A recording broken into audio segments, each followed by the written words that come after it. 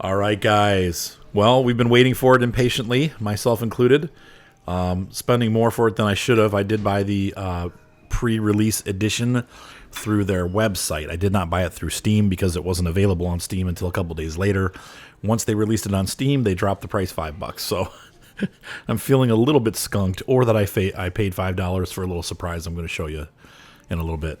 But if you've been into the farming sim, you already know what I'm going to show you. But if you haven't been, well, there's a little surprise for those pre-order people. So what we're looking at tonight is the Farming Simulator 15, once again, the Gold Edition. Now, I'm not going to look at this as the game itself, but as the Gold Edition DLC. So we're not going to be looking at the whole Farm Simulator. If you guys have been watching my channel for the past year, I've been making videos and tutorials and all that good stuff. So if you're new to my channel, check out the tutorials section and the DLC review section under playlists, and you'll also see that I have several seasons of videos. The first one's the funniest because I didn't know what the heck I was doing and I made all kinds of mistakes, but it was a learning experience, and it might be good for you to go through those if you're new to the game. Also, this year I'm doing a Bjorn home walkthrough. I think we're on episode like 21 or 22 or something like that. That can also be helpful because now I know what I'm doing, and you'll see I still make mistakes even after a year, but this is a lot of fun.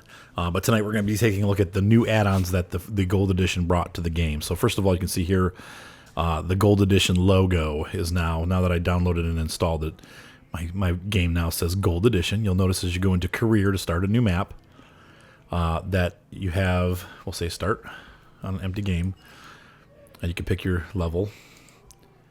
We now have a new map called Sosnovka, so that's where we're going to go. I already have a save game I want to show you, but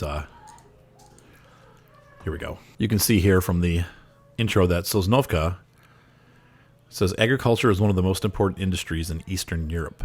The wide flat landscape is ideal for managing large fields. So they're going to release a map with small fields.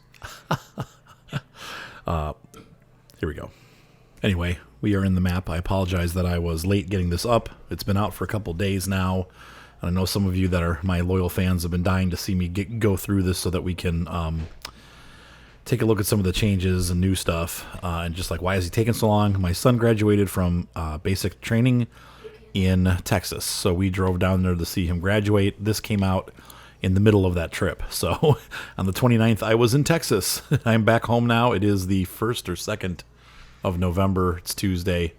I'm sorry, it's Monday. I'm completely disoriented. We've been in the car for 24 hours straight.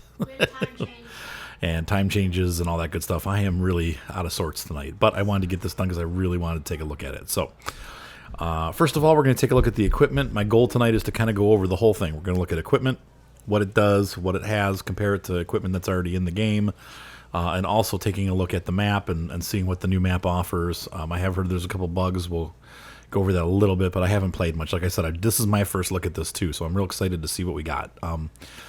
To start with, we have a new tractor brand. We are looking at Zetor. It's a company I don't know a lot about, but it's my understanding that it is Czechoslovakian. Or I'm sorry, for those of you that are more modern than I am, it's the Czech Republic. However, this tractor was definitely built when it was Czechoslovakia. We have the Zetor Crystal, which is one of the higher horsepower tractors available from Zetor in this, or Zetor, or however you pronounce it, Zetor. And then we have a couple new smaller tractors. We have this Major 80. We have a Proxima 120. Obviously, the horsepower ratings are close to what the name is, so this is, I think, is 75. The 120, I think, has like 115 horsepower, but it adds in the front loader arms. So if you're having a strictly prototypical farm that's going to be Eastern European or Russian, you're going to be using, well, in Russia, they'd probably be using Belarus tractors, or MTZ. But here in Sosnovka, we are going to be using Zetor tractors in our upcoming videos. So we have our front loader. We also have the Forterra 150 horsepower tractor. It's like 147. Who's counting? Also being the most expensive, which is still not bad. I think, and we'll take a look at the stats here in a second in the store. But I wanted you guys to get a good look on the outside. We'll run these a little bit and see how they do. Yeah, so we have some small tractors. But, 150 horsepower is all you really need on a small farm. Not really, but yeah. You can get away with a 150 horsepower tractor. It's actually kind of high for a very small farm. But, you know, as you get into the bigger things, you might need more horsepower. We have this Ursus, which is the same horsepower rating as the Zetor Forterra. However, it's the same cost as the Proxima, or a little bit cheaper at $98,000. But this tractor could also be prototypical for an Eastern European farm. This one's already included in the game. There's no downloading that needs to be done. If you just go into your tractors, it's already there. So here's a good chance for you to use the Ursus in a prototypical farm setting, and it would be, whoops, whee! It would be used along with the Zetor tractors, or Zetor, or however you pronounce it. These can be used in conjunction with each other. I also believe that this is a Czech Republic tractor, but I could be wrong about that. Ursus might be Polish. Now that I think about it, I think it is a Polish company. So, correction, here is a Polish tractor that was already included in the game. And also, you can see here, at a much reduced cost, costing about $17,000 and providing you with about 240 to 250 horsepower, is a nice option for you. It's a Russian Kirvitz K700. And the K700 is a good tractor for pulling larger plows, cultivators. Terrible fuel economy, kind of expensive to maintain, but it is a big frame tractor. So with all that weight, it's a lot easier to pull farming implements with this tractor. So if you're going to do some heavy plowing or heavy groundwork and you want to keep it prototypical, you can always download this guy. This tractor is available directly on the Farm Simulator site. So you go to www.farmingsimulator.com, go to the mods page, and just scroll through, and you'll see the Kirvitz right in there. It's not hard to find, so it's not like you have to go searching through all these sites to find it. It's right there on the main Farming Simulator site. I would recommend this. And also at the cost, you know, it's pretty cheap to buy for your farm. So if you're struggling for income, but you need a bigger tractor, this is one of those ways to do it. And I think in real life, when I looked online, that's about what they cost. So now you got to pay shipping and stuff like that. But that does it for the tractors that are included in the game along with this. We will take it, like I said, we're going to run around with these a little bit and get used to them. So let's hop into the Crystal, and we'll take a look in the store. Now, when you install the mod, if this is your first time playing the game, it might be different. But for those of us that have already had the game, and we've installed this as an add-on, it's going to be at the end. So as you scroll through your tractors, you're going to go all the way to the end of the tractors, and you're going to see all of your DLC tractors here. Now, if it's a mod tractor, it's different. It appears somewhere else. But if it is a DLC tractor, it's going to appear in here. So here's our Zetor, the Crystal, 120 horsepower, 45, and it is exactly 121 horsepower. Produces 89 kilowatts of power for power takeoff. Doesn't look like it has a PTO on the front, and it costs $52,000 with $450 a day in maintenance, which is high, but it's about the same as the beginning Dutzfar and the beginning Hurleman, these guys over here. In fact, I would put it squarely in league with the AgroStar. Price is about the same. Horsepower is a little bit less, but it's basically the same kind of tractor, except for that it does not have that front power takeoff. So you can't really attach anything to the front of this tractor. You might be able to attach a weight, but that's about it. So let's go ahead and pull this guy out. Now, it's a big tractor. It's got a fairly large, heavy chassis. Small, but still, compared to our little 75 horsepower friend over here, this is a much larger tractor. Actually, it looks like it's even bigger than the high horsepower one. So the 150 horsepower tractor. So this one's going to give you some oomph. So let's go ahead and drive this around a little bit. Pop the lights on. Take a look and see what the lights have. This one does not have any warning beacons. Has flashers. No rear lights. Basically, your lights are on or off. Rear flashers. There you go. Inside the cockpit, we have a very vintage-looking dial system here with glass. Some old knobs. We have the rabbit and the turtle for the throttle. Gasp, all that good stuff. Fairly decent visibility out of the tractor. Good old school tractor. Looks like a top speed of 32 kilometers per hour. So we'll go ahead and pull this thing off to the side here so that we've taken a look at it. But yeah, it's a great looking tractor.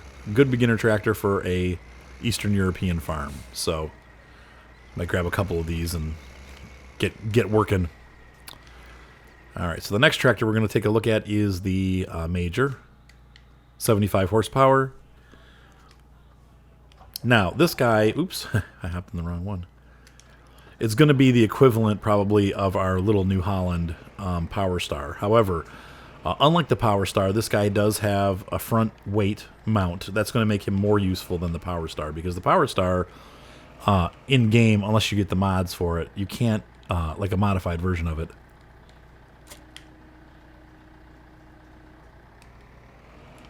You can't do that, which makes things like cultivation and seeding very difficult to do. Because if you don't have that weight on the front, it's going to pull the tractor back. So you can't do it really unless you have that weight on the front. So this is really nice because this tractor is small and affordable at $55,000 or $56,000. In fact, we'll hop in a second and take a look at the stats in the store. But at the same time, it has the capacity to pull some of these smaller farm implements, which you really can't do with the Power Star. So that gives it a leg up on the New Holland that's in the same category. Cool interior. It's functional without being like overly complicated. Little Zetor. All right, so we'll hop out, park this guy here. And we'll grab the next guy.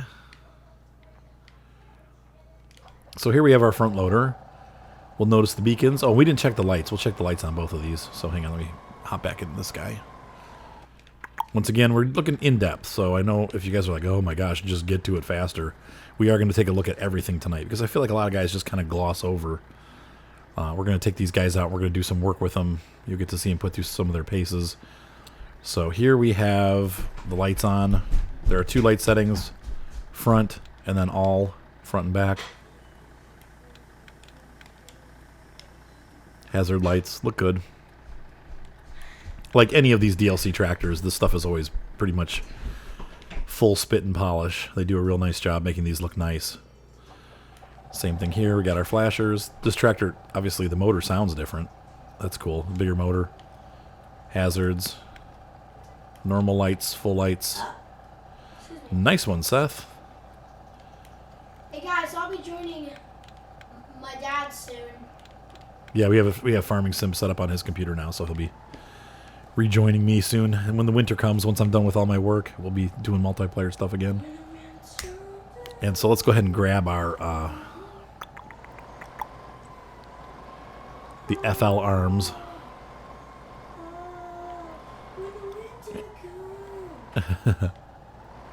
Seth likes to sing. No, Dad, you're here. It's, when the winter comes. No, Dad, you know what song that is? Come on. Little Whiteheart action. All right, so I'm going to back up. Whiteheart is an awesome heavy metal. So I have my hay bale. Thingamajigger. Whatever you call it. So it works with the stock hay bale equipment. And now you have a front loader, and it's fairly affordable. And I'm going to go park it next to the 80. So once again, we'll look in the store and take a look at the stats of these two guys, and we'll move on to the big one. The big one. All right.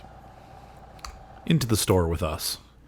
So once again, under tractors and all the way to the end, we have the Proxima Power at 120 horsepower.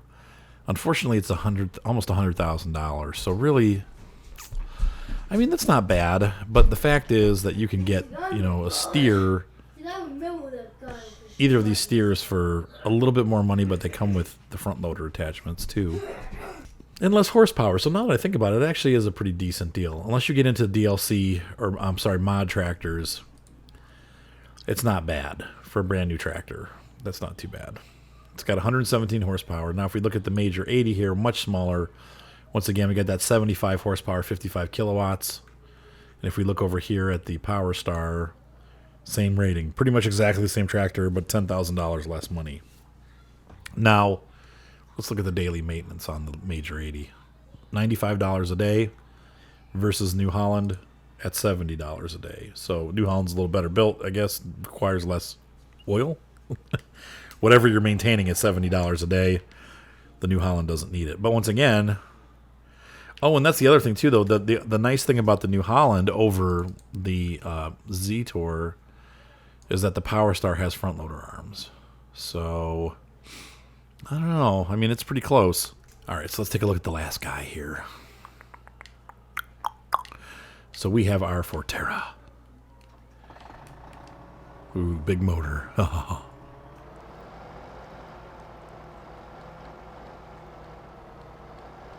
When you're ready to get the second-sized, larger cultivator or the bigger seeders, this is going to be your tractor of choice.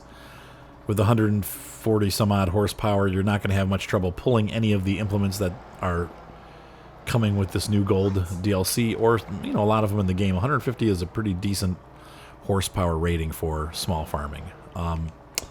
So this is a real nice tractor. It's kind of their flagship at $136,000. It's not the greatest deal ever. Once again, the Ursus is only $98,000, and it sports the same horsepower. In fact, we'll go grab the. Whoops, that's not what I wanted to do. We'll go grab the Ursus and park it next to it. Here's the Ursus. Whoops, that's the Curvitz. The Ursus, once again, has the same horsepower rating as our big Forterra, and is about $30,000 less. The tractor itself, actually, the frame looks about the same size and weight. So, though this tractor does look a little bit larger size-wise, but they're definitely direct competitors with each other. I would say between the two, obviously, look at the size of the front wheels on the Ursus. It just has more beef to it. So, in the game, probably not a lot of differences. I don't know in real life the quality difference between the Zetor and Ursus. If Zetor is known as a majorly strong brand, and Ursus has all kinds of problems, or vice versa. Once again, one thing to consider: this does not. Oh, it does have a power takeoff, so that does have a frontal. It just doesn't have the cup like this does. In fact, while we're here, let's look at these guys. This does not have a power. Oh, it does. Okay, no, I'm sorry. Yeah, these all have power takeoffs on the front. So the only one that does not have a PTO, it looks like, is the old Crystal. And that's okay. We just know that. We'll just know going forward that this does not have that and the other ones do.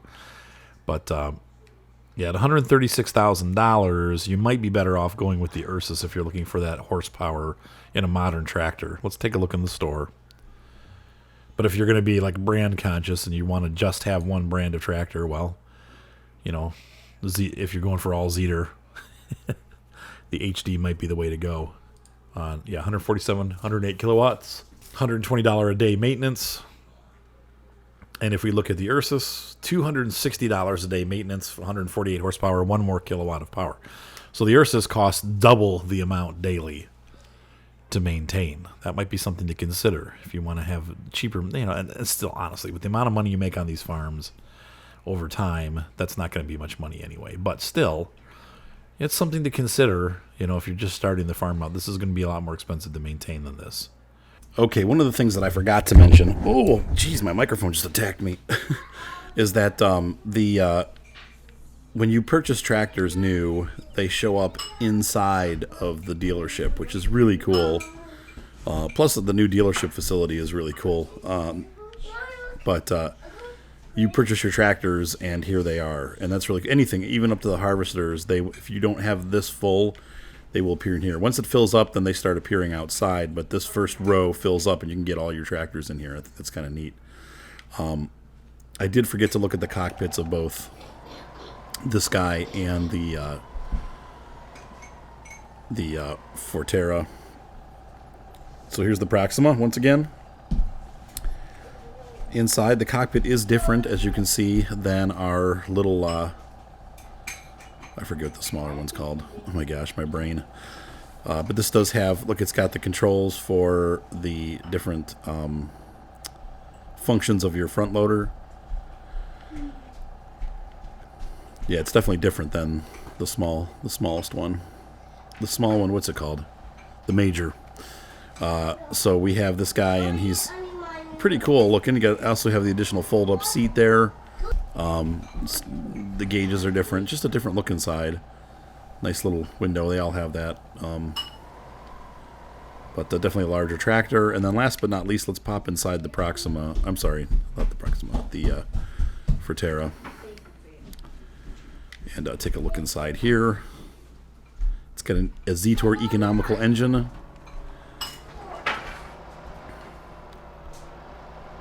And so let's take a look inside. Once again, cockpit. No, this one is different. Definitely different markings on the windows. Definitely a bigger cabin. Still have that little fold-up seat on the side, but it's a larger fold-up seat. And once again, this tractor does not have the controls for the front loader, but it has a lot of controls in here for different things.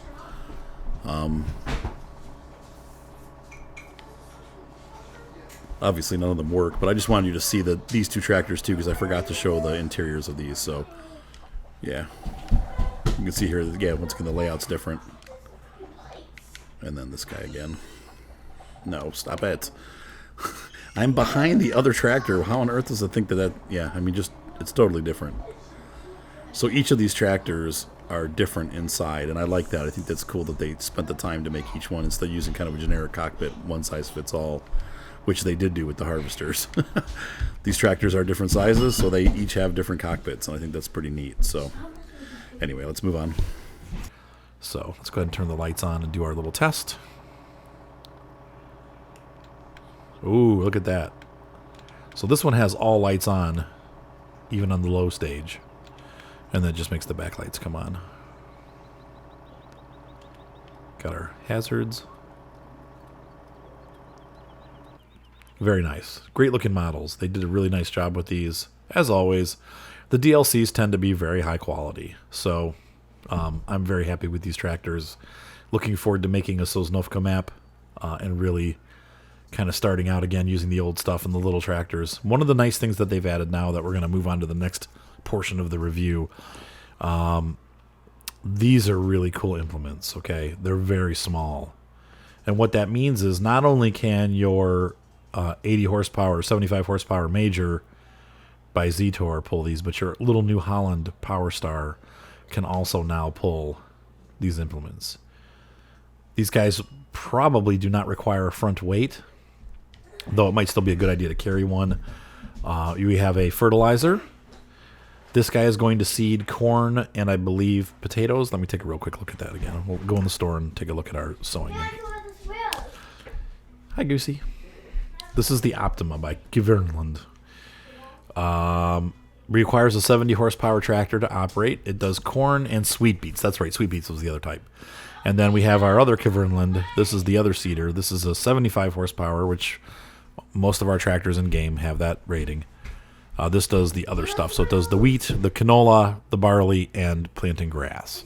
So these two Cultivatings are very nice because they're tiny. They're little small seeders. They're much smaller than the stock seeders. This one's still kind of big, but they're both lighter weight, so they can work with a little tiny tractor.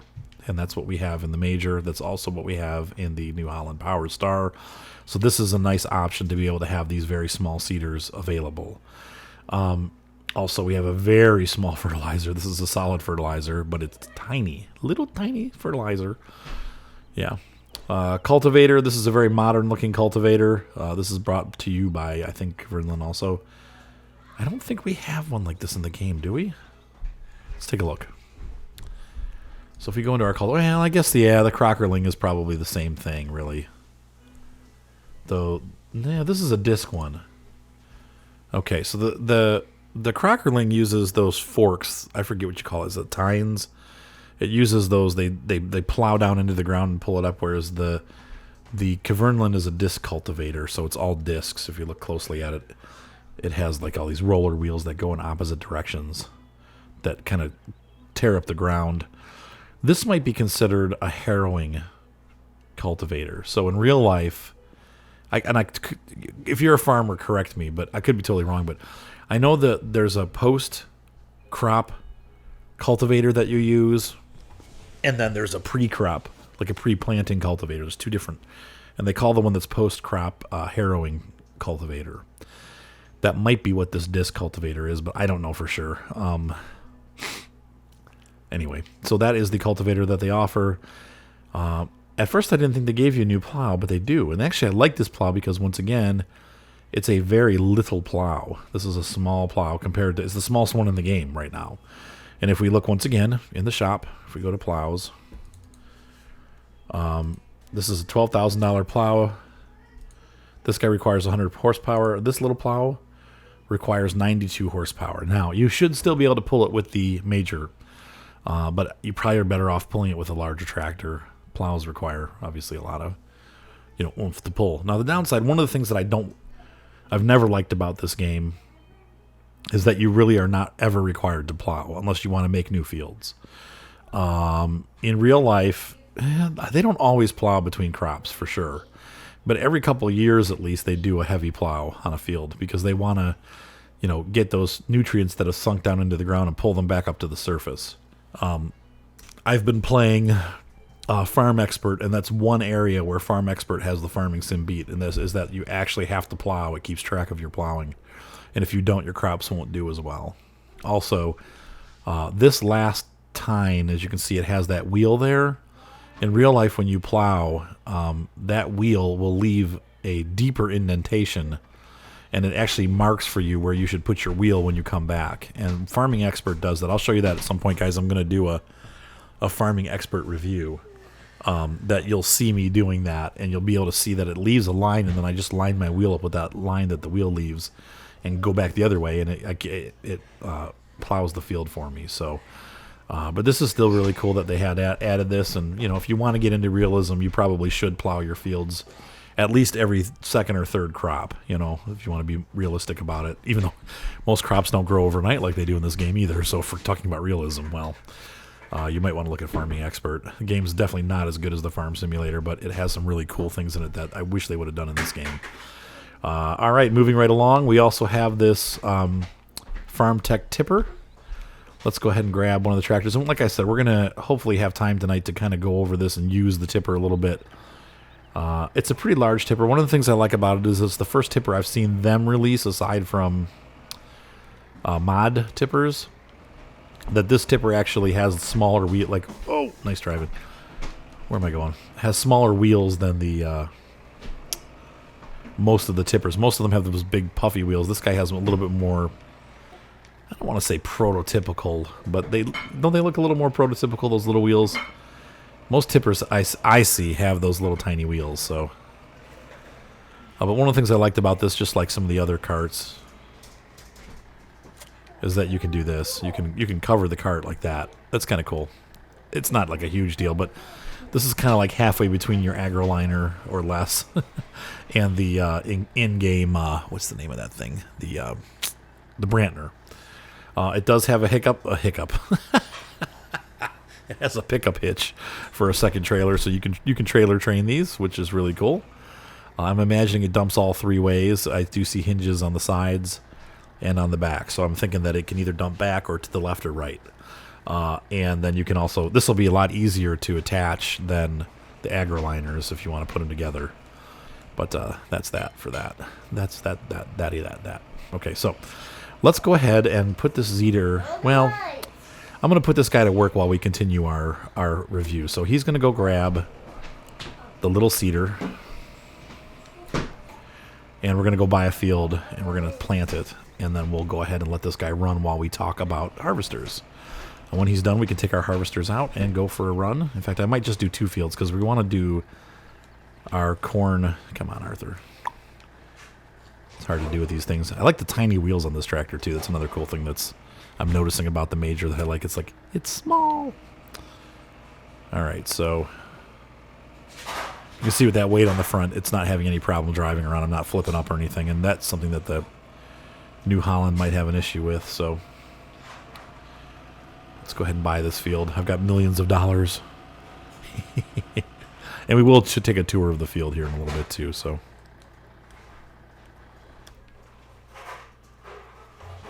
Evelyn, can you...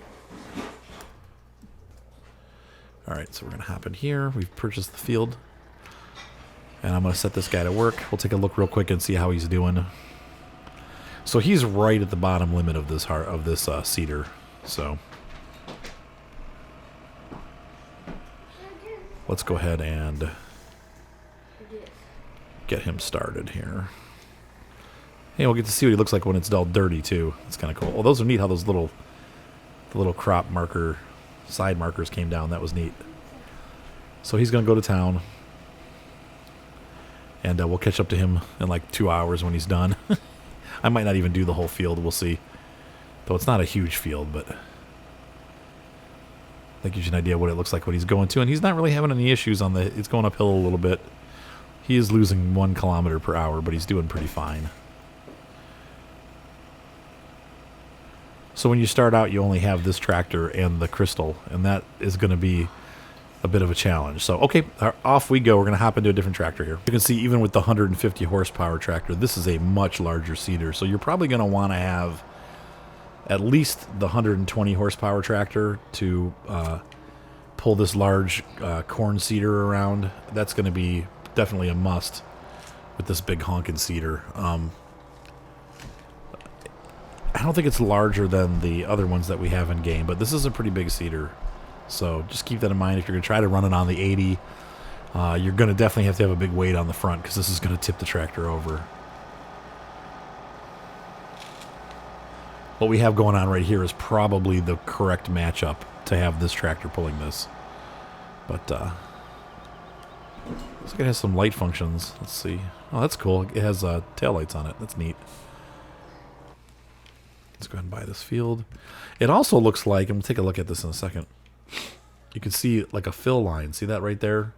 To the right there, right underneath the light, is like a little area where you could probably see how much seed you have left in the hopper. That's kind of cool. So, now interestingly, there we go. Yeah, we're going to plant corn because we're going to see how the different the forage harvester does, along with the other harvesters. So, all right, so we're going to back this up. Ooh, look at that. Oh, it spreads out. Oh, man. Oh, no, that's really cool. Huh.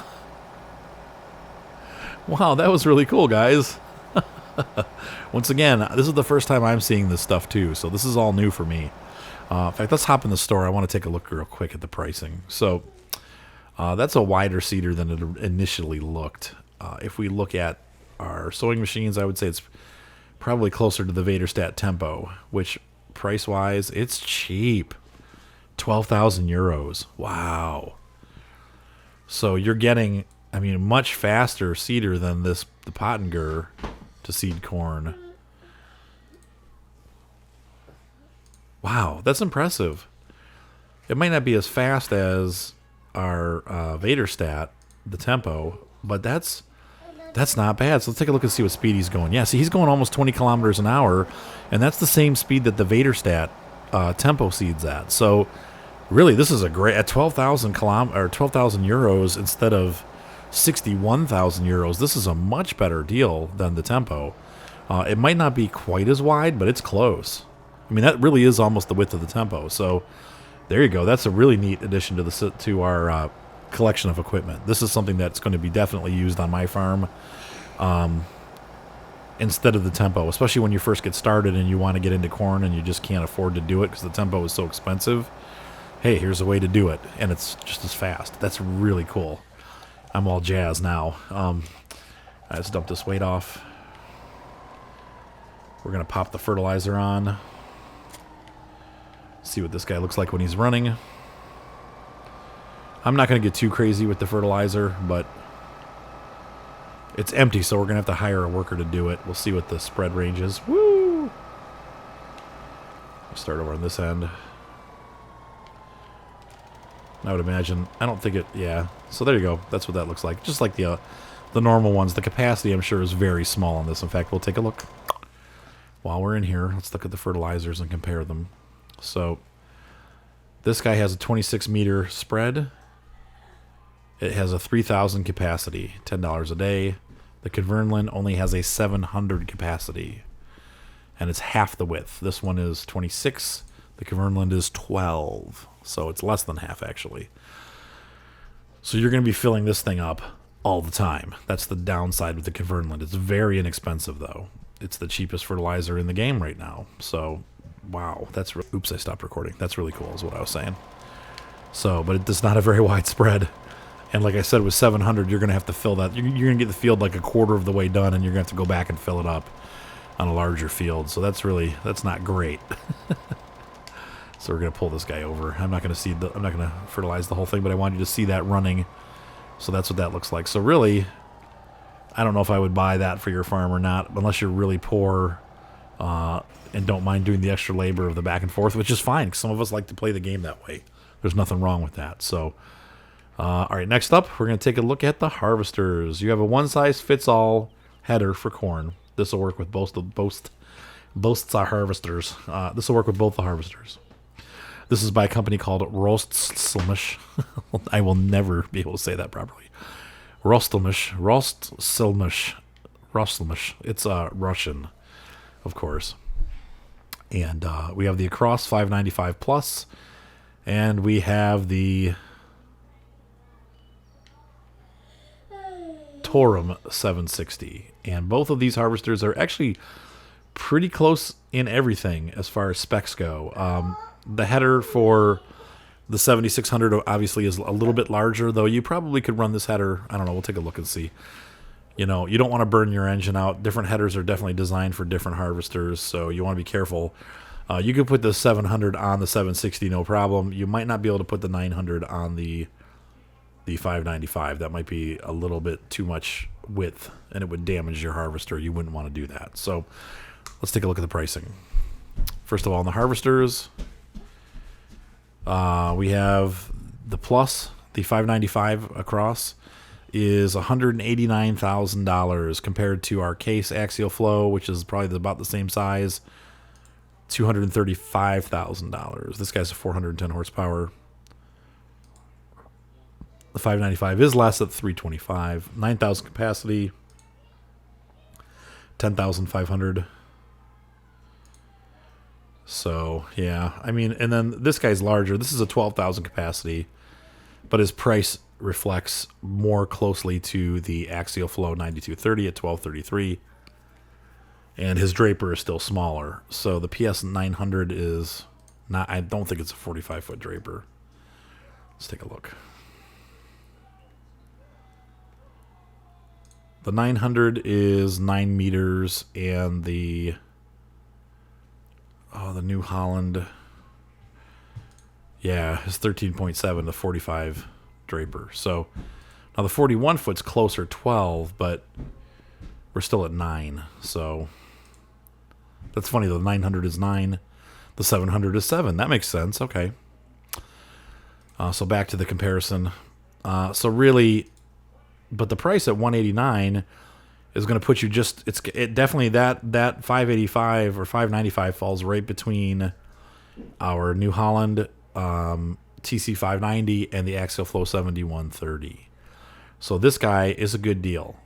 This guy, though, I mean, I don't know. He's 490 horsepower.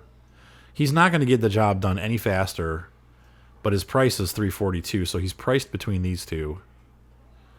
Much closer to this guy, though. So if you're going to get one, you're probably better off with the Case because it can take the bigger header. But they're close. They really are close. And if you want to stay prototypical, well, then the Rostselmish is probably is probably the better of the two larger harvesters. But these are close. $880 a day maintenance. Holy cow! They're all like that though. But yeah, pretty cool though. So prototypical pricing is about the same. Like I said, I like this one especially, the 595, because it gives us a harvester size that we don't have in the game stock. So we now have a DLC that brings in a harvester that's kind of an in-between size. It's always been an issue that we've had two like really small harvesters and then a bunch of really big ones. They never really had those intermediate ones. Now I have mods that I've downloaded that give us more options, but this DLC will also now do that. So once again, that guy is worth it. This guy, the 900, if you want to, or the 700, the 760, if you want to keep it prototypical, then yes, it's definitely worth it. If you care about cost and looking at, I could buy them from anywhere, well, then you might want to go with the Case instead. But still, it's a cool harvester. Once again, they both use the same corn header. So Next, we're going to take a look at the forage harvester. For those of you that don't know anything about forage harvesters, I'm going to pick a second one up here. We're going to do a size comparison here. The forage harvesters are designed to do two things. One thing. They chaff everything. They chaff grass. They chaff your corn. And they chaff up your straw. And what you're going to do with that is you're going to take the chaff and you're going to make silage for your cows. You can also sell that chaff or that silage at the biogas plant for a lot, and I mean a lot of money. Where did my new one go that I just bought? Didn't I buy one? I thought I bought one. Hold on. Did I buy one? Yeah, you own one. Where did it go? Where is my forage harvester? I just bought it. It was very expensive. And it's not here. Oh, there it is. It's in the shop. I wanted to see size-wise what the difference was. This is a big forage harvester. It's not the biggest one in the game, but it's a DLC. If you didn't see, this is the FR 850. I have a review of this on my channel, so be sure to check that out. But this is a 380 horsepower forage harvester. You can see they're pretty close in size, actually. They're about the same. We'll take a look at the Rosslamesh is pound for pound, I think. The wheels are smaller on the Rosslamesh, but that's not going to make much of a difference as far as performance. Let's take a look here. We'll kind of go side by side here. We're missing the Crone. There's the Crone, 415,000. So the Rosslamesh is, Rosslamesh is definitely a lot less expensive. In fact, it's half the price of the Crone almost, and it's almost half the price of the FR80 from New Holland. Has 824 horsepower, so it's right up there, right? No, I'm sorry, 442. Aha, which would explain something. Okay, so with less horsepower, one of the things that you're going to have happen is that your mower head is going to be a little bit narrower, and we'll look at the headers in a minute. The biggest difference is that your corn header, this is where you're going to make most of your money, and most of your silage will come from chaffed corn, because corn gives you the best out of all the crops. The corn gives you the most yield for your chopping. It's a lot smaller. The New Holland can carry I think it's a 9 or maybe 12 meter wide head, where this is only going to be like 4 meters. So let's take a look in the shop again. We're going to go to our headers, and we're going to go to the corn header. This Kemper has a 9. This is what the New Holland uses. This is the same thing. Both of these are the same. 9 meters. Okay. The Rosslamesh, well, it's only 6 meters. So you're losing 3 meters. That's 12 feet, right? About 12 feet off the length that you can cut, the distance that you can cut. So you're going to have to make that many more passes back and forth with your Rosslamesh. That's where the horsepower comes in.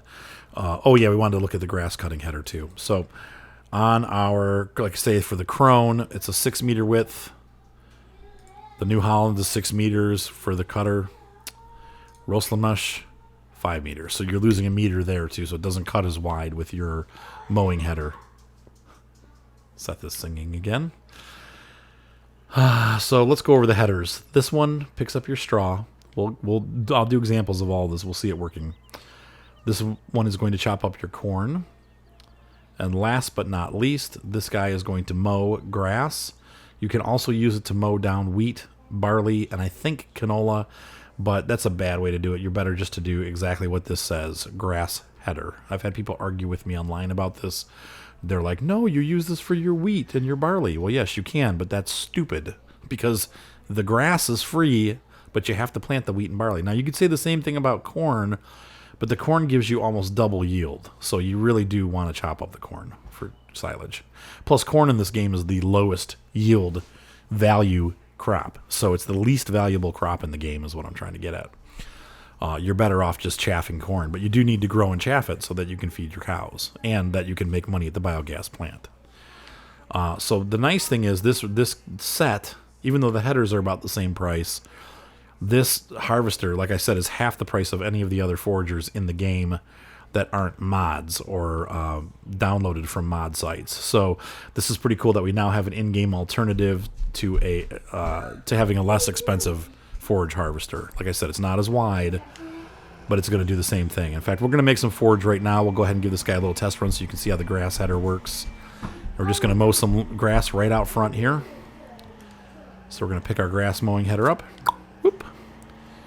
And we're going to go over here, and we'll run this guy through all of his paces.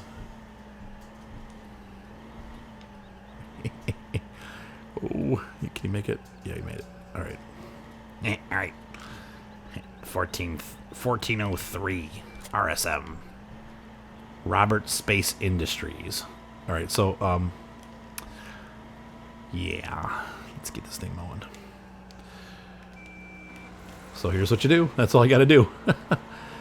Mowing, mowing, mowing. Keep this doggy mowing. Can't hire a worker for mowing, unfortunately. Oh, and he looks like he has a pretty low operating speed. Okay, when I mow with the other two forage harvesters, I'm moving at, I think, 19 kilometers an hour. So this is slow. But it's cheap. And once again, the forage that you collect is going to make you a lot of money.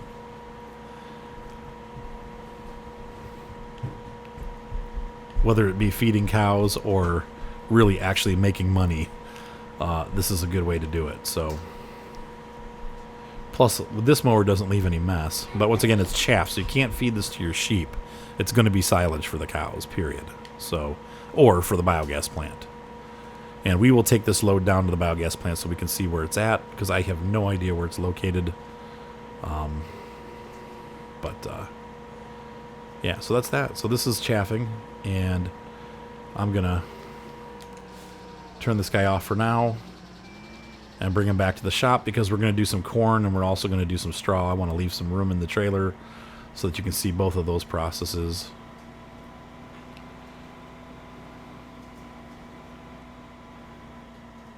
Yeah, very nice machine though. Looks great. You know, once again, Giants did a great job. Their DLCs are always top notch. You know, sometimes they have bugs. I've heard that there's some mat bugs, and the biggest one I've heard is that the cows don't. They get stuck in the pen. If you watch them, they'll get frozen. So that's going to be a problem. They said the pigs are doing the same thing, though I didn't know that they included pigs in this in a non-modified map. So that's an interesting thing. So we'll hook this back up. Boop. There's that. Okay, so here's this guy. We're going to park him right here. And I will be right back. So much to cover, I almost forgot. Let's take a look at the animations. So we have lights. No rear lights on the 595. Front lights look great. We can put the header up and down. We can even turn the header. Oh, we need to unfold it. So here's the unfolding animation. It's pretty cool. It contains itself so that you have more room without the grain being exposed. Arm out. Harvester operating. Header does move up and down.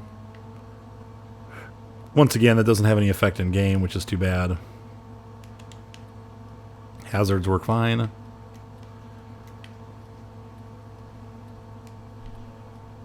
Pretty cool stuff.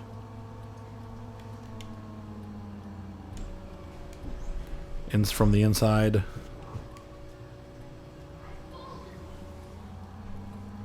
Cool gauge, shows our speed. That's about it. Time of day. Nothing else really. Probably shows a fill capacity. We'll see when we start to run it. Funny looking shift knob. You can see inside to watch just like the other harvesters in the game. Just like the other harvesters in the game, you can take a look in the back and see what's going on. Yeah, neat stuff. Let's hop over to the next one and see what we got going on. So here's the bigger harvester. Does he have rear lights?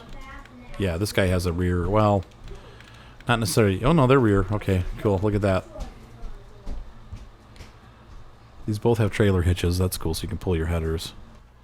But let's double check that. I want to see what this guy does. I didn't really see it under there.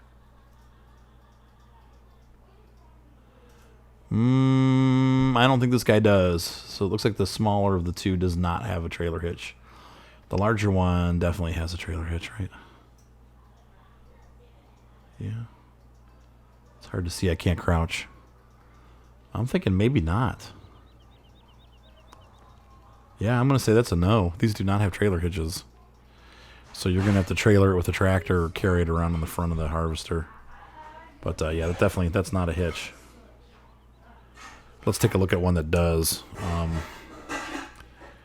Hey, Ryan, can you make some more noise, please?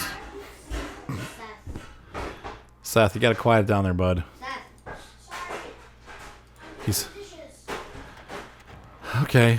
Yeah, see, there's a hitch right there. So, yeah, no hitch. Bummer. That sucketh. But, oh well, you're just going to have to do it with the tractors. That's part of life. Let's continue with the animation look. So we're going to unfold this guy. Got the lights, backlights once again. On the front, the lights look like this. Oops. Pretty cool looking. I saw a harvester harvesting tonight on my way home from Texas. Near Columbus, Ohio. He was out. It was pitch black, and he's out there working in the field. It was pretty neat. Now, this one is an open top, so the grain is exposed.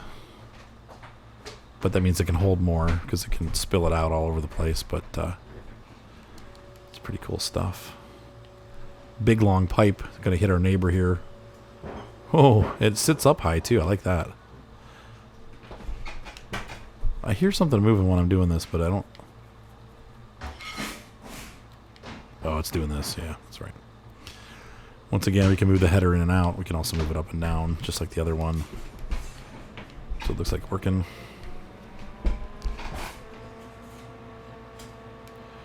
Inside the cabin, these are pretty identical.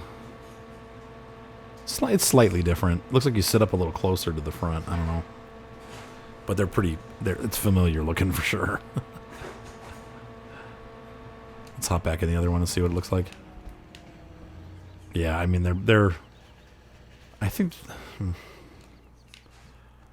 this other guy has something's larger. I think the computer screen looks like it's larger.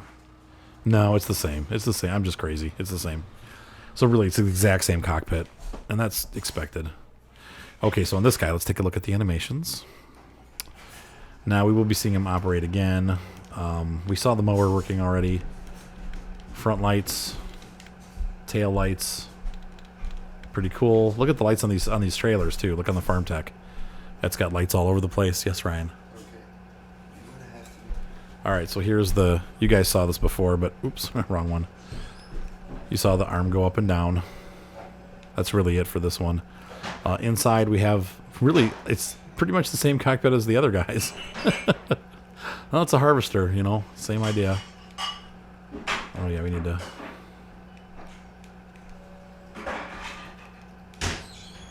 Unfold this. There's our corn header getting ready to go.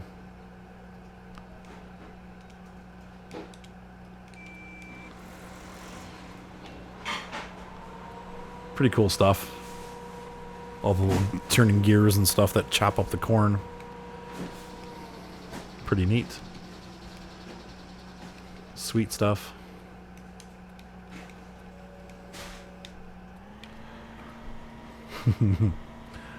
We're going to roll him out where he belongs. Very nice animations, though. And I like it. It's little. It's definitely a smaller forage harvester than our stock. That guy's doing a good job with that field. Over here we have the corn completed, so this guy's just going to wait over here until it's time to chop up the corn. And we'll fold this guy back up. Whoops, wrong button. No going back on that one, huh?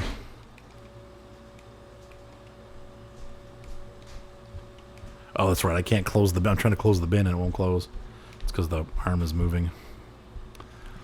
Ta-da! All right, so that does it for the harvester section. Now, let's take a look at the last, but definitely not least. We have this new Tatra farm truck. I like the truck because... Anyway, I think it's the Paris-Dakar rally. Sometimes because of hostilities in the area, they decide to run the race in other places. But Tatra is always one of the major truck competitors. They have, Baja buggies, they have motorcycles, they've got It's freezing. Pickup trucks, and then they actually have a truck division or a truck classification, and they race through the desert with these big trucks. It's pretty cool. This truck has all-wheel steering, which is neat. I don't know if it really helped you too much with the trailer, but if you're trying to get around in tight spots, it can do that. It also has agricultural tires, stock, instead of the man truck does not. So it's just got regular road wheels. So this you could take out on the field and not feel bad about it being not prototypical. This truck can actually pull right up to your harvester using these cool off-road tires. Though I think farmers probably would still be a little bit leery. I don't often see them pull trucks right onto the field unless the ground is really, really dry. Obviously, being Russian, the fuel tank is in an interesting position. How on earth are you telling me that these guys have to climb up on the back of the truck to fuel it? Oh gosh. Design flaws. I don't know about flaws, but funny design decisions. I'm sure there's a reason why they do that. They probably put it on the back there so you can take the truck into deeper water. Because if the gas is lower and water gets in there, you're in big trouble. So this truck is probably designed as an off-roader. It's got that up high so that it can get in the water deeper. But yeah, nice looking truck, real sharp looking.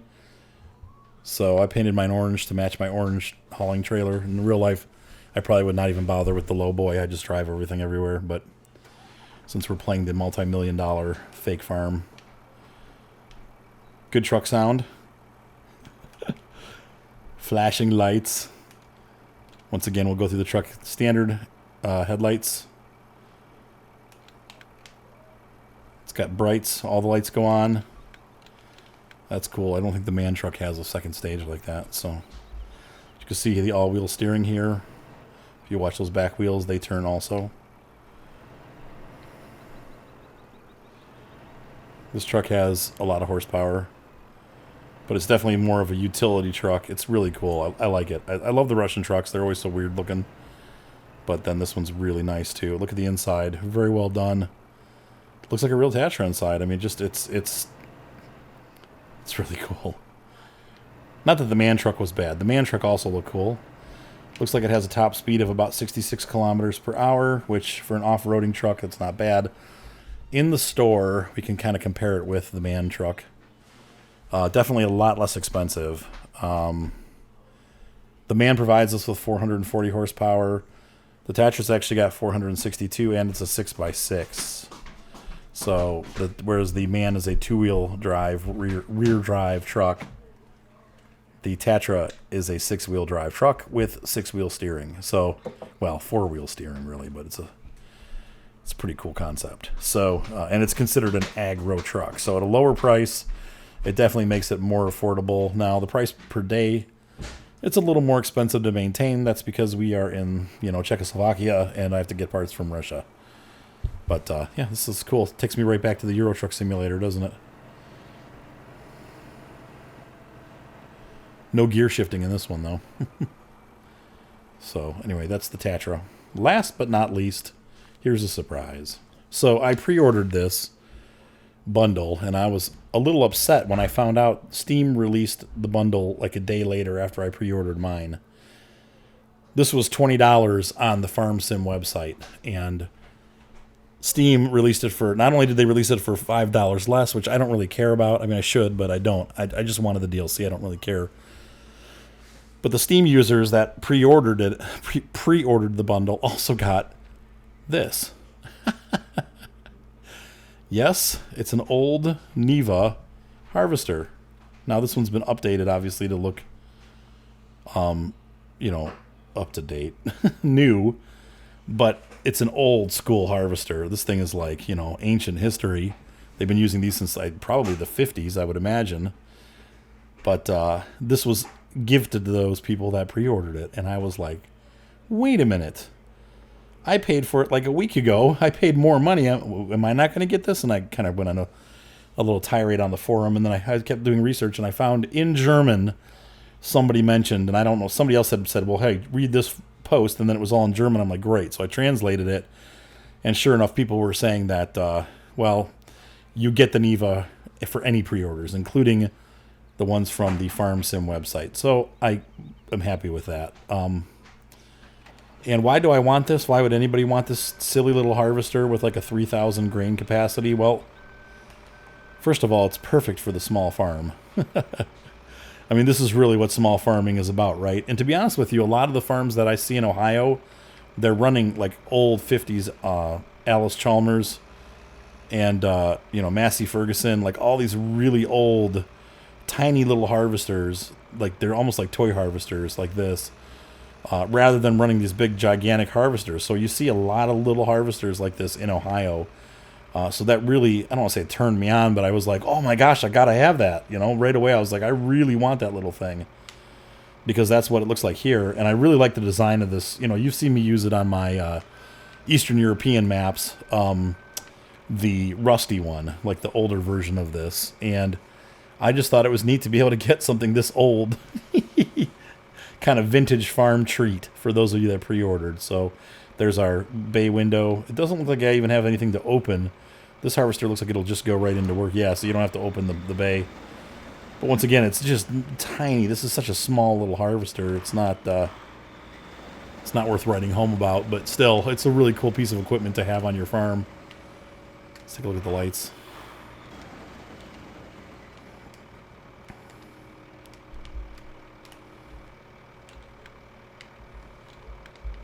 It does have taillights. That kind of surprises me. Look at that. Yeah, it's just a little pee-wee harvester. Beep, beep. Beep, beep. So anyway, I thought that was pretty cool. So for those of you that missed out on that, I apologize. You had to get it with a pre-order. I'm sure at some point they'll release it like as a $2 DLC. Maybe more, but I think it probably will end up being a cheap DLC so you can add it. Because they're going to have to figure out some way to reconcile the fact that everybody that pre-ordered this and is going to want to make a server will not be able to have anybody on there that doesn't have this DLC. So only people that pre-ordered are going to be able to play this on their pre-order server. Anybody else that didn't pre-order it will not be able to play it or join their servers because they won't have the Niva. So anyway, I think that's so anyway, they're going to have to reconcile that and make a way so that everybody can have this. Maybe they'll just give it away for free later or something for people that have gold, but I'm glad I got it early. It's a pretty cool little harvester, and I definitely will be using it on my stock farm when I go to play this as an actual farm. So once again, this is just a fun map. I added like $10 million so I could buy all this stuff to show it to you guys. But in real life, IRL, I won't be doing that. So, all right. So here we have our fields are done, right? Did this guy finish? Oh, that's where I fertilized that little patch. I don't really care about that because we're not going to actually do it. These are what the tractors look like dirty. It's not 100% dirty, but it's getting there. Cool thing.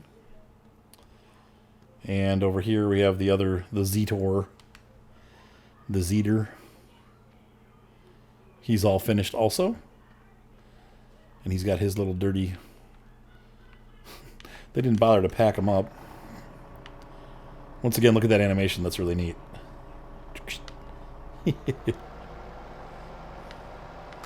Obviously, Kverneland, I think it sounds like it's Swedish or from Norway, something like that. One of those Nordic countries. I could be wrong, but I probably am. But it sounds like Kverneland. We are from Kverneland. Alright, so I'm going to park the tractor, and we will begin our tour of the map. In earnest.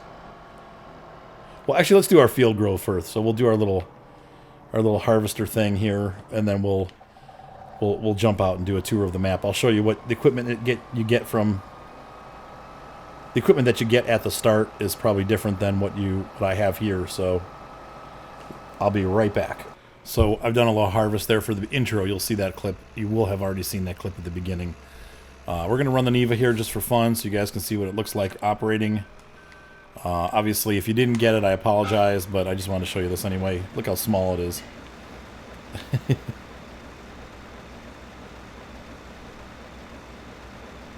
Dumping crud out the back. If we switch the channel off...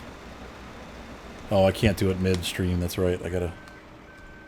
There we go. We can also dump it out the back so we don't leave a trail. That's what that looks like. So we'll just spread it out in a stream.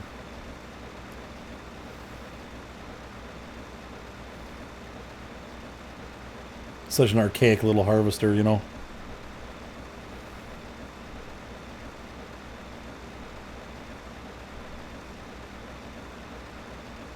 I like the way you can see all the motor parts, like the whole motor's right there in front of you. Ladies and gentlemen, the Niva. Up next, we have our... we'll look at the... We'll take this guy up first. So here we have the 595. And we're just going to have him do the trail. I'm not going to turn the trail off. We'll just leave it running. It looks the same as all. They all look the same pretty much on that, as far as that's concerned. This one's got that turning wheel on the side. There he goes. He's into action.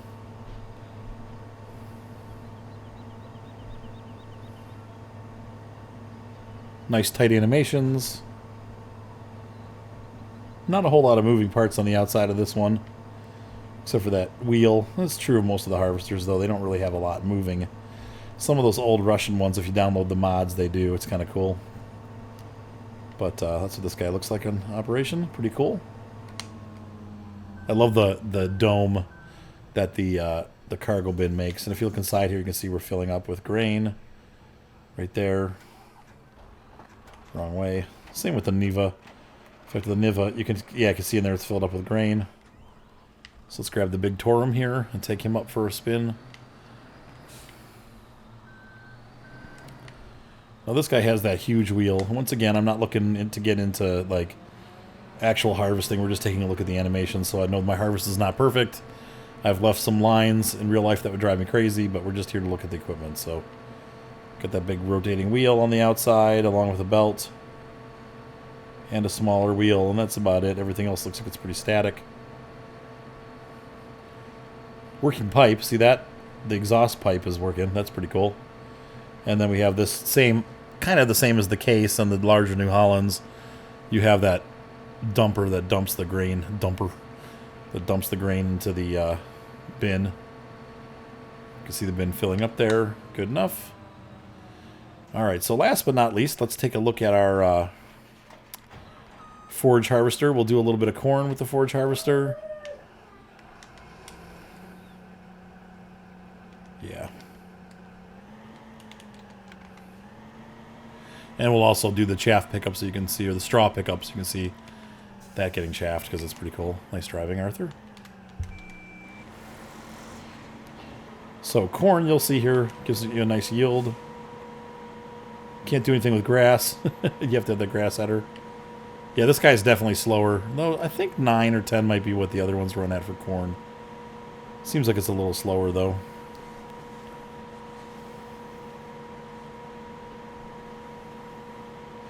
And this harvester will fill up 2 trailers, just like all the other forage harvesters. So I could attach a second Kverneland to it, or a second FarmTech trailer, and it would pull that too. So that's what it looks like doing the corn. You can see it's sucking the corn in and chopping it up. It is kind of a narrow path, but it's not bad. I've used harvesters that have narrower paths than this, so this is actually pretty respectable, especially at the cost for the unit. It's fairly cheap, so let's go ahead and shut off. And I will grab the other header, and we'll try that one out. All right, so last but not least in our equipment review, we have the Niva. I'm sorry, the 1403 forage harvester with the easy flow type header. I forget what you call this header, but it's a 4 up. 4 up 370. It's 4 upping. Start, you dirty little piece of crap. Oh, it needs to. Oh, it has to unfold. Okay. Yeah. Forgot to put those wheels out. So what you do with this, honestly, I find it easier to drive in the cockpit when you're doing this type of foraging. And you just follow the line of straw or grass or whatever you have. But to me, straw is the easiest one. It's free. And it's just a byproduct. And so you can use this to make silage for your cows. Because you can see out here, it's coming out rich green chaff. And that's what you need. So now it does this a lot faster. So we're doing this at 19 kilometers an hour, which is what the other ones do it at also. So I'm fairly confident that this forage harvester has the same performance as the other two, but it is half the price. Once again, the headers aren't as wide. That's where you suffer a little bit. But it's not really suffering because you're going to make money. You're going to make a lot of money with your forage harvester.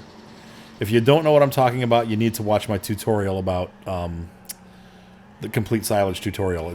It's on the same playlist that this is in, and you really need to watch that. It's about an hour long, but it goes through all the things that you can do with silage and how to make money doing silage, because it really is the easiest way to make, I don't want to say easiest way to make money in the game, but it's good. It's always good money. It's good, consistent money. It's not as tedious as logging because you're still doing regular farming. The logging is a great way to make money too. Now you'll see, now be careful, since I'm not doing this, I don't care, but watch what happens. I'm at 100%, right?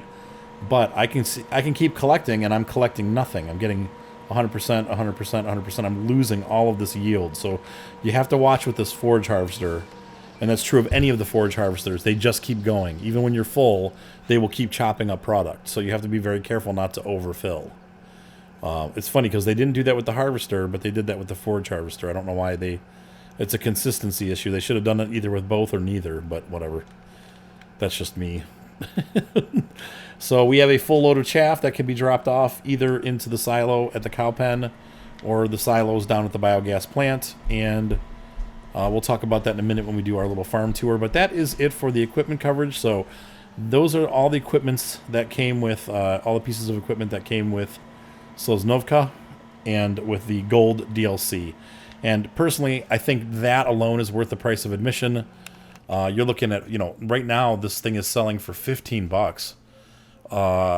That's as you saw from this video, it's just tons of new stuff for $15. There's no way that anybody can say that that's a bad deal. I don't care who you are. If you play this game and you like this game, $15 for an awesome DLC that literally gives you a third more equipment and maps in the game.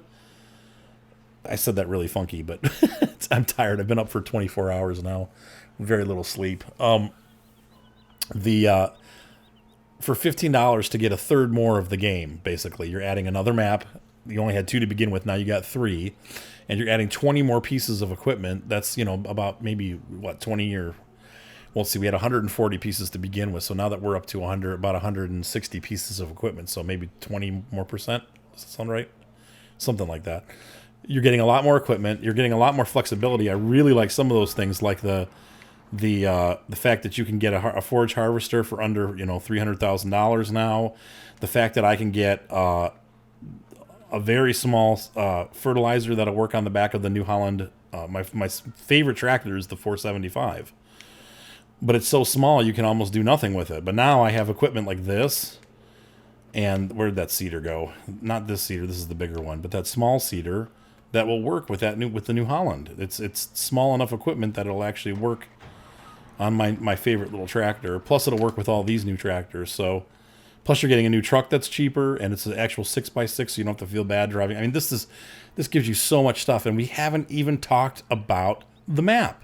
So let's go ahead and take a tour of the map. Once again, this is all new to me too on this map. I am not super familiar with the map. I haven't been on it a whole bunch. Aside from what you saw just now, that's where I've been. So I don't know what to expect other than I've heard that it has small fields, and I like that. So off we go. Welcome to Snoka.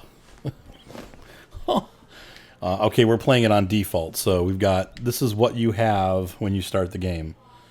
Slow time down. We have a Crystal 120 horsepower tractor with a cultivator. We have a FarmTech wagon. These are our silos. This one's probably wood chips, right? Yeah, that's wood chip storage. I don't take it to bed. Here's where we have potatoes and sweet beets, or sugar beets. You can see here, this is kind of cool. They have a new conveyor system to dump the potatoes and sweet beets, or sugar beets out the back. Sorry, I keep saying sweet beets. I know they're not. You got this cool loader. It's much more vintage looking. Welcome to Russia. We have multiple conveyor belts. Cool.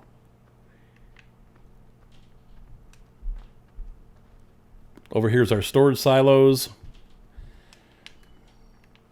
Here's our other tractor. We have an 80, 75 horsepower Zetor with the Kiverland wheat seeder.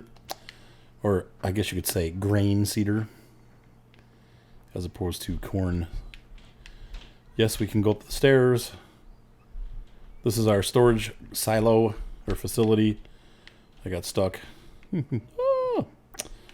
Where do we dump it though? Let's see. Here's seeds right here.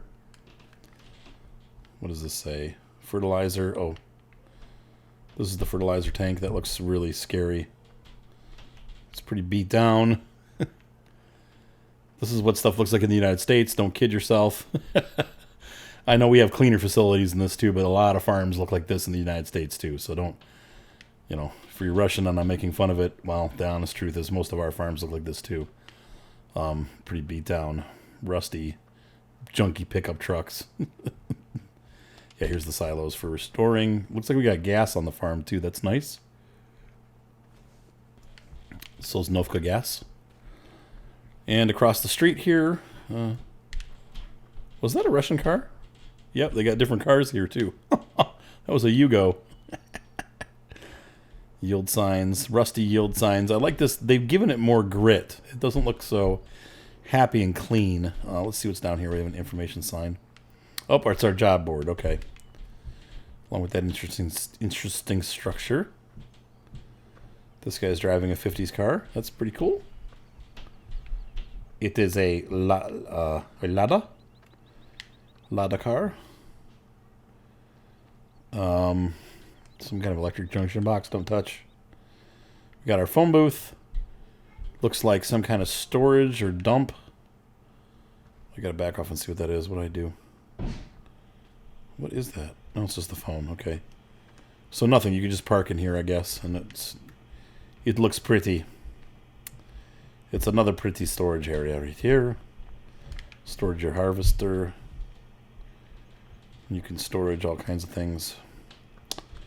Aha, this is probably where you sell your straw. Any excess straw that you have. Let's see. Yeah, getting rid of straw and hay. Which you should. You should always bale it and sell it or do something with it. I used to not know that, but now I realized that when I first started playing the game, I thought that you actually lost some of the wheat when you made straw on the field instead of spreading it. And I was very wrong about that. You actually don't lose any wheat. You just get free straw. So if you can take that straw and collect it and dump it into a place like this, you're actually getting money for stuff that's just going to get thrown out. So once you get cows, you want to give it to your cows so that you can get manure, but to spread on your fields. But that's the main farm here. Let's go ahead and I'm going to cheat. Function. Hold on one sec. All right, we're back down at the main farm again. As you can see here, my harvester is parked out back. We didn't take a look at that. They do start you off with a pretty nice harvester. You got the Tatra or whatever across. I'm sorry, the 595 with the smaller header, the 700 header that is designed for. But one of the nice things is that that's a pretty nice piece of machinery. I might trade it in though for the Niva on my personal map and just pocket the money because you're going to need money to get started with. And you know, just having one field, I think that's all we own. Yeah, we get 2 fields. Yeah, I don't know. The Niva probably would be sufficient to do that small of a farm at the start. Might be fun to kind of do a challenge that way with the smaller harvester, but what am I doing? Oh, I want to look at the map. So here's the map overall. The farm is in the upper right-hand quadrant of the map. We'll go clockwise. We'll go visit the bioheating plant, and then we'll head down and around. So let's go ahead and take a tour. Oops, wrong button. Let's take a tour is what I was saying. So you can see here, we have some larger fields alongside our farm. We do not own any of them. And when I say larger, they're still not huge, though they're long. You may want to hire or purchase a larger tractor as soon as possible to get those fields harvested, but or at least a second seeder, and then run 2 tractors. But you're going to burn through money if you play on hard. Down there's a river. Pretty little area here. Nice banks. This is some new textures that I haven't seen used before in any of the maps. That bank texture, that's pretty cool. That means we're going to be seeing some new features, hopefully, in some of the new maps that are coming out. Look, there's seaweed now in the water.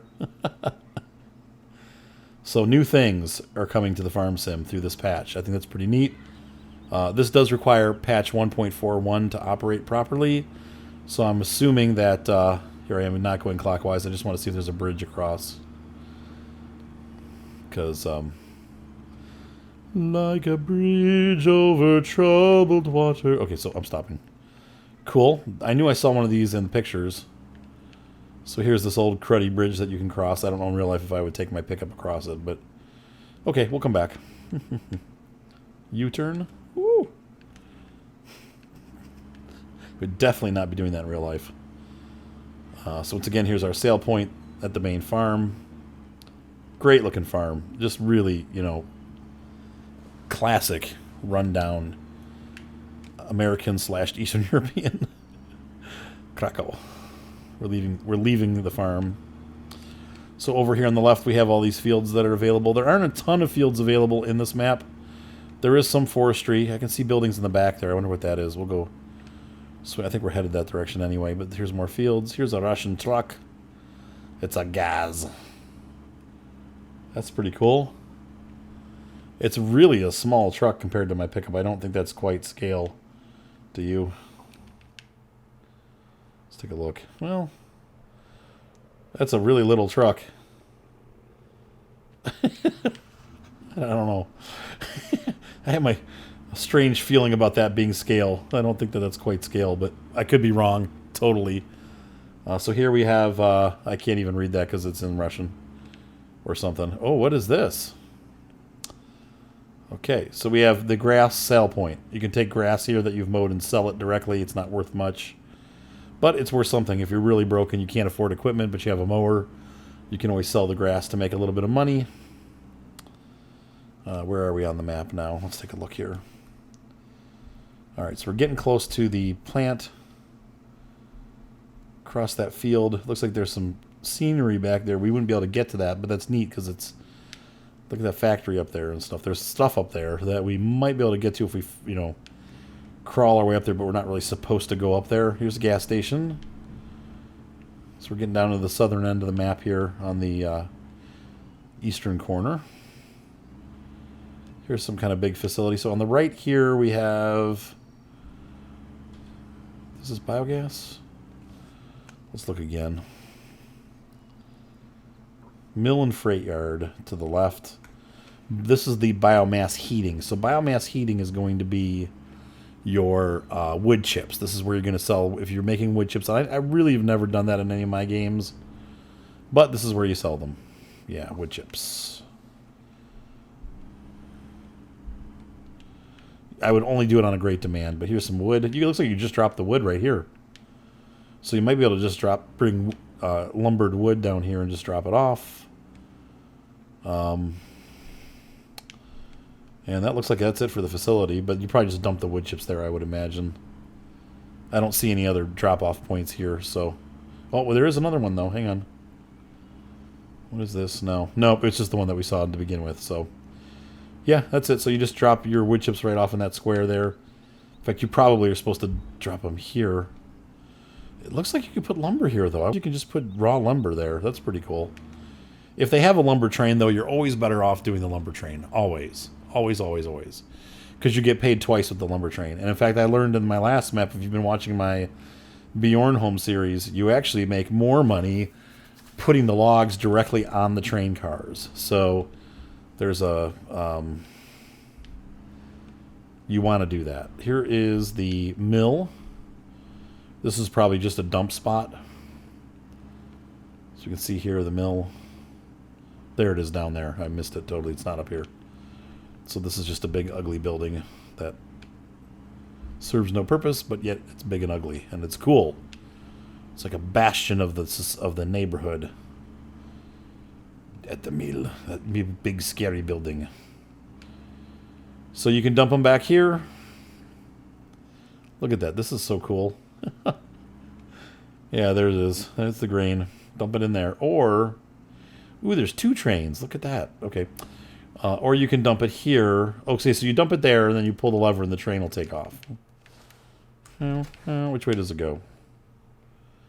Okay, she goes forward. So the train's going off. This time it's empty. We'll get no money, but that's what you do. This is, in the game, this is where you're going to want to sell all your grain, to be honest with you. Because you get, once again, you get paid twice. Why get paid once?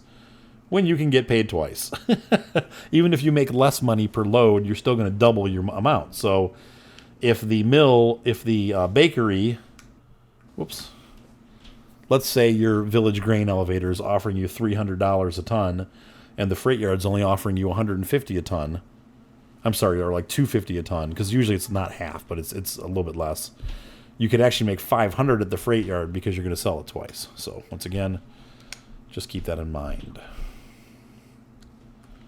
All right, so let's go across the tracks here. There is something on the other side. I'm not sure what it is, but it says mill, so I'm imagining, right? Wait, what was it again? This was the mill. Interesting. So what's... How do I get over there?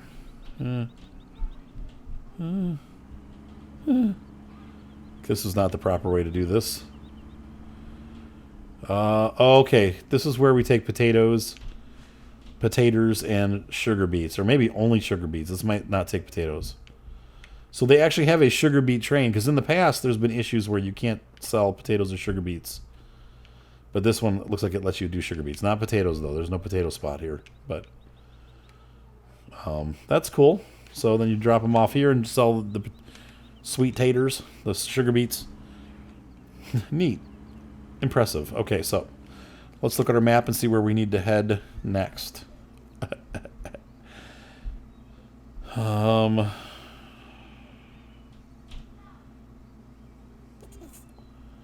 We'll go the southern route. Train bridges, that's cool. And the regular bridges, that's cool too. There goes my phone. So that's a dead end. Here we go. You cannot leave this country. You are forever a citizen. Don't ever try to leave. There goes my phone again. My wife is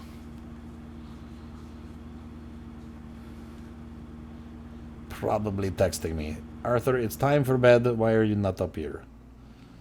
Because I'm trying my new Russian map. Look, the train actually goes across the road. That is really cool. We probably missed it, but... And then your sheep farm is like way over here. Wow, this is where the sheep are. Look, there's the grass to feed them. You dump your grass in there. That's crazy. And another gas station. Uh-huh. Russian equipment needs more gas.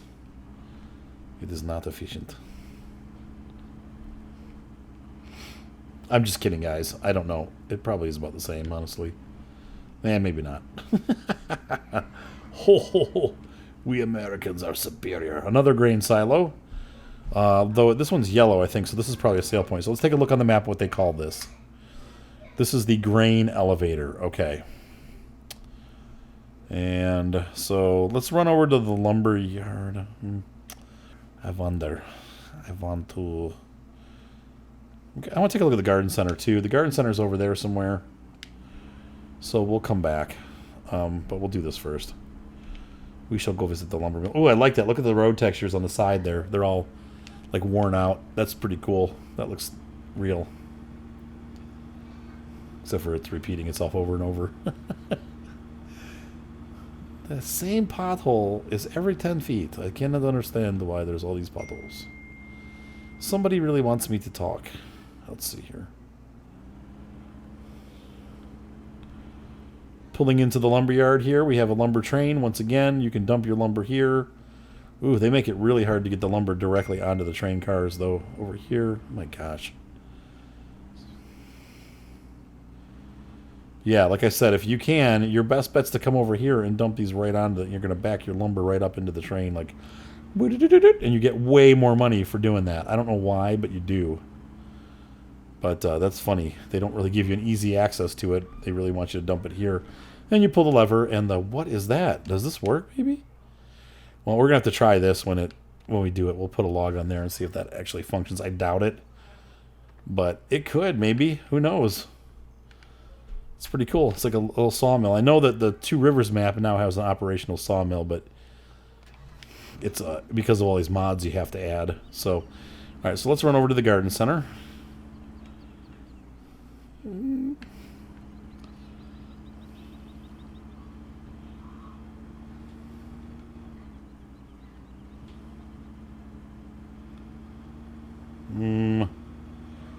I might have gone the wrong way. I think that's the garden center over there. Well, maybe this leads, nope, to the river. Well, there's something there. Okay, we'll just have to go to the road and then cut up. Honestly, this pickup truck is so fast that it doesn't really take that long to get to around the map. These stone posts are obviously see-through. Oh my gosh. The kids are supposed to be in bed. Here they come. Oh, okay, so the garden center's to the right. I'm glad I came here, because I thought that was going to be across, but it's actually right here. Looks like there's some forestry up there to the left. So here is the garden center. Oh, look, it's cool looking. Ooh, I like those, like, what would you do with that? There's some kind of selling. You could sell things here, too. Interesting. I wonder what you'd be selling here. It looks like maybe wood chips? That looks like wood chips, doesn't it?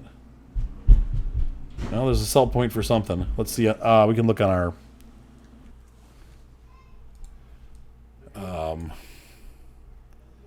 I have it on easy, by the way. That's what the price... Oh, like, you can do... No, you can't do potatoes washed. The garden center buys wood chips. Yeah, it does. It's a little less expensive than the biomass eating plant, but if you get a great demand...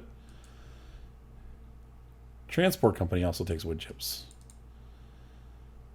Cool. That's some cool stuff. Whoops, drop my joystick. So there's the garden center. You can buy your little treelings there. There's the main portion of it. Well, this is a really cool map. Looking forward to starting a new farm again. I've got so many farms going right now. I've got my YouTube farm. I've got my... Well, it's not running right now, but I'm going to have the server farm. I think we are still going to do Two Rivers because I don't want to make people have to have DLC to play my multiplayer. So I'm still thinking about it, though, guys. I'll figure it out. It's going to take me a little while. I apologize. We've just been so busy with work. There's another grass dump off. We have... This is where you sell your wool. It's the very depressing wool sweater plant. All right, so we'll swing over to the transport company here. More fields that you can buy, along with some grass areas, but fields on the left and the right. Whoa. Got a little frame rate stutter there. So directly across from us here is the transport company. We can sell stuff there too if there's a great demand. There's a train there. Look at that. They got trains all over the place on this one. I like that. That's going to be nice. Because now you have some options of where to go and make money. So there's a... Oops. Yep, look at that. He's even got signals and everything. Look at that. There's the dump. There's the train pull. This one probably takes potatoes, I would imagine. Let's hop up here on this junction box and see if we can... No, that's wood chips. Oh, I did say the... Oh, yeah, it said the transport company takes wood chips. So you would actually be better off selling your wood chips here because then you can transport them and make money. It also had a grain car, so you can sell grain here. That's pretty sweet. So you got two train places that will sell grain. We're going to cut back across the field here and take a look here. This is definitely the biogas plant. Hopefully they will have modernized some of this so that's not the same as the other ones. It looks different from afar. Oh yeah, look at, okay, so these are the bins. Now, earlier in the game I was talking about the silage harvester, the forage harvester. That is the 1403 with all those different header attachments that chop everything into chaff. This is where you dump that chaff. You're going to put it in these bins. And you know, once again, I suggest watching my silage tutorial that goes over all that, but this is where you're going to make silage. Look at all these bins. It gives you like 10 different bins. They're recessed too. Look, they have like a dip. So you come out the other end and go up. That's cool. Unfortunately, we still have the Fleagle loading system instead of like a dump system. Oh well, what are you going to do? But that's how they decided to do it. So, but a different looking plant. That's cool. It's a kind of cooler, more beat down looking plant in Russia. All right, so now we're going to take a look here at the upper left quadrant of the map. We have a little village coming up, along with the vegetable warehouse. And then we'll visit the other side where the sawmill is and the village grain elevator and all that good stuff. Hold on one second, please. Mom keeps texting me. Can you hand me the phone? So here is a wall. That's a cool looking wall. Pulling out into traffic without looking is always a safe thing to do. Hand me the phone, please. Don't you be reading my texts, Evelyn? Let's see. Alright, so this is cool. There's like a railroad crossing, and it keeps you from leaving the map. The gates that never go up. And right next to it is this strange building that is nothing, but it's cool looking. And another gas station. Along with the Abdi 20 minute.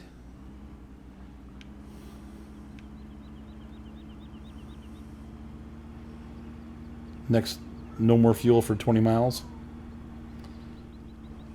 More fields.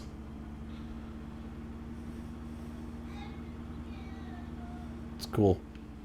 Oh, and there is a road that goes all the way around the outside, too. That's pretty neat. Or is that the train tracks? That might be train. We'll take a look at that. Here's the town. Oh, it's depressing. It's where you sell your eggs. Oh, she's happy. Look at the happy egg seller. It's like graphics from what is that horrible zombie Walking Dead cartoon thing. Well, travel south into town a little bit. Yeah, just yeah.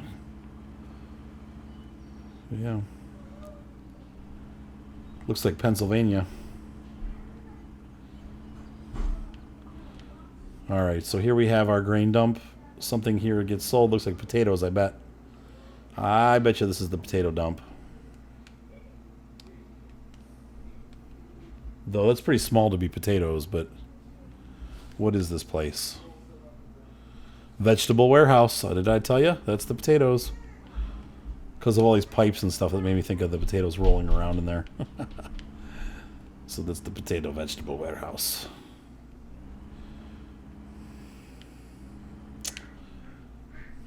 Snoka. Oops, I keep pressing the wrong button. So we went to the biogas plant. Oops, somebody just rear-ended me. No, that road doesn't go anywhere. Well, the bank is up in town. But if you press insert, it's the same difference. It just takes you to the same place. So we're going to make a sharp right here. It's a lovely pipe they have running the length of the buildings. That must be how they do water in Russia. Fire extinguishers, maybe? I don't know. Another field. Looks like the northernmost field. We have another whole little city thing going on over here.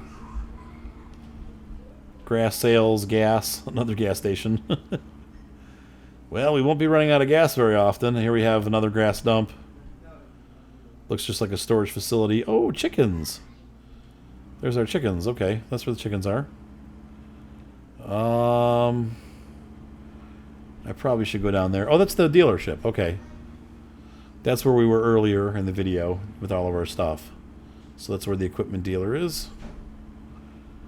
Like this little road that goes along behind the equipment dealer. That's kind of cool. Kind of like real life. That's the fields that we were plowing. Oh boy, we missed some stuff. We're going to back up here. Whoops. Forgot to change my horn to that button again. Oh. I am so stupid. Okay, we have another. This is a grain elevator. This is the village grain elevator. Wow, is that cool looking? It's just depressing. And we go down to the riverside. And there's another sales point there. Missed the road on this one. I have to go back. So this is the perfect place to run our new Russian equipment. And even our old, if we so decide to buy the Kirovitz. This is a good spot to run a Kirovitz. Somehow I have to get to the other side of the river. I am not doing a very good job. I just drove under the bridge. Under the bridge of love. Alright, so we're going to go open over.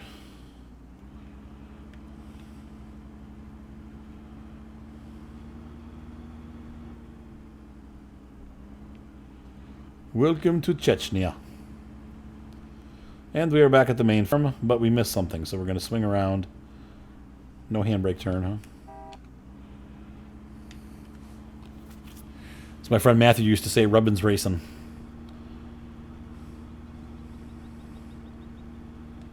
Alright, so... that's not it. There was some weird thing over here. There we go.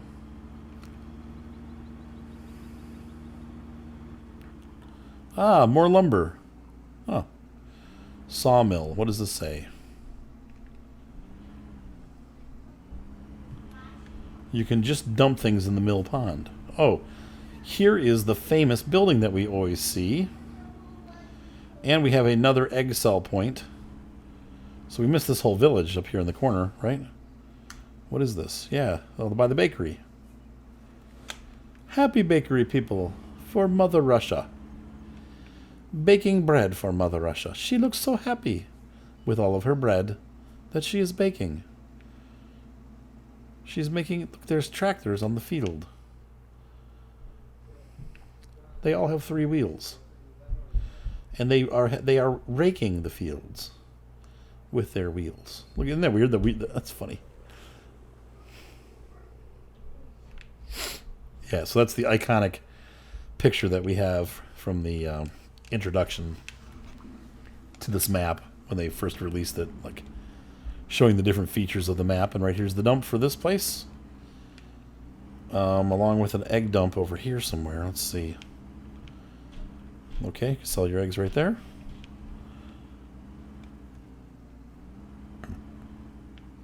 And there's the gulag where we keep the prisoners. And over here's another little town. Poor people. Though they look like well-dressed, happy people, so we won't judge. And they're all trapped by these yellow pipes. What is that? Is that electricity? Like, what? Is that gas? I don't know. I don't know what that is, but it's interesting. There's all kinds of fire equipment with it. Maybe, I don't know. If you're from the Eastern Bloc, ex-Eastern Bloc at this point, thankfully, let me know what those things are with those pipes that go around the city that are yellow. Is it fire extinguishers, or is like that the local fire department? That's what you have? If it works, right? All right, so that does it for our tour. It's not the most in-depth tour, but I think we've covered pretty much everything on this map that needed to be covered. You've seen a vast majority of the map and the look and the feel, along with all the equipment. I think that the gold for $15, if you own this game and you haven't purchased this, I just got to say, what the heck are you waiting for? This is a huge addition to this game. It's just huge. And not only that, but you know, it's a great expansion. I mean, they did a really nice job. So this map alone is worth, like, you know, free because everybody does mods and you can get it for free. But in all seriousness, this is much nicer than a lot of the mod maps. So, but with all this equipment and everything, and it all is part of the game and it works, it's definitely worth 15 bucks. So I hope you guys have a great night. I hope you enjoyed this really long video. If you're interested in my channel, please subscribe. Thumbs up always help. We love having people coming through and watching the videos, and I got a lot of people that are watching.